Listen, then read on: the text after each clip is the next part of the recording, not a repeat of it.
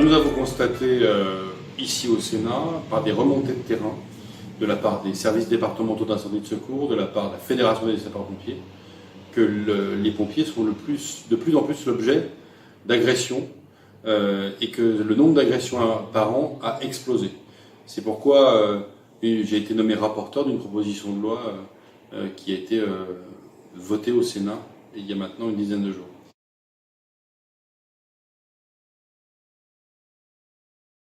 Alors c'est une proposition de loi qui vient des collègues socialistes, de Patrick Kanner notamment, qui est son premier rédacteur, et qui consistait à anonymiser le pompier victime pour qu'il puisse aller devant les tribunaux et ne pas faire l'objet de représailles. Or, pour des raisons constitutionnelles, des raisons conventionnelles avec la Convention européenne des droits de l'homme, cette anonymisation n'est pas possible parce qu'il y a un principe d'égalité des armes devant un tribunal, et donc on n'a pas pu le faire. En revanche, avec l'auteur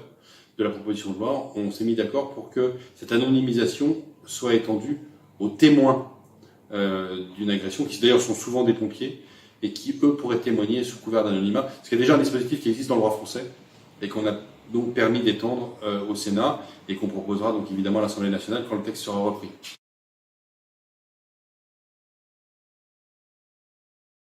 Alors, ce dont on s'est aperçu avec cette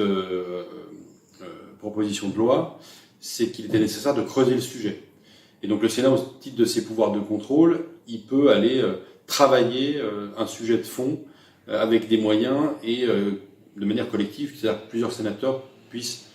sous forme d'un groupe de travail, travailler sur ce sujet. Donc on a souhaité, à la Commission des lois, avec l'accord du président de la Commission, Philippe Bas, eh bien, créer cette mission d'information sur la sécurité des sapeurs-pompiers. Et donc elle sera créée dans les jours qui viennent, elle permettra d'aller sur le terrain et de se rendre compte de la réalité et ensuite de formuler des propositions qui pourront être prises dans la loi.